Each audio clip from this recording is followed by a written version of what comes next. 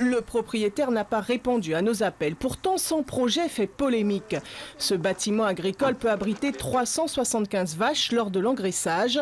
Dans son futur projet, l'exploitant prévoit d'augmenter son cheptel, un nombre surdimensionné pour Bertrand, un agriculteur voisin. Monsieur Viard désire en mettre 1600 sans faire d'agrandissement ni rien. Donc on se pose quand même des questions, comment c'est possible, quoi. Dans un autre bâtiment, le projet accueillerait 2300 vaches en transit avant leur exportation à l'international.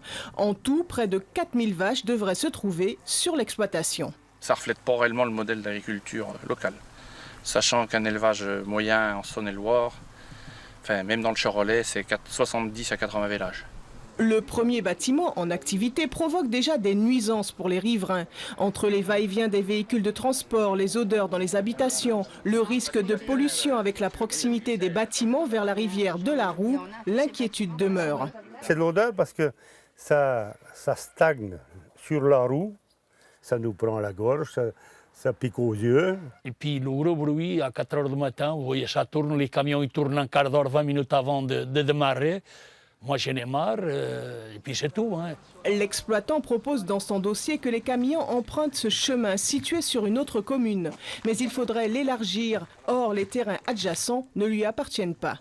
Autre problème. Ce chemin n'est pas adapté à recevoir un tel trafic, puisque ça sera des camions de gros tonnage qui vont circuler à une moyenne, comme il met sur son dossier, de 4,5 camions par jour.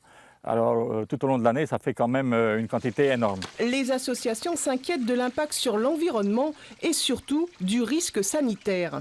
On sait que ces élevages concentrationnaires sont des véritables pépinières de problèmes sanitaires, et puis ce n'est presque pas évoqué, en tout cas dans ce que donne l'avis de l'autorité environnementale. Pour nous, c'est ce qu'il y a de plus dangereux.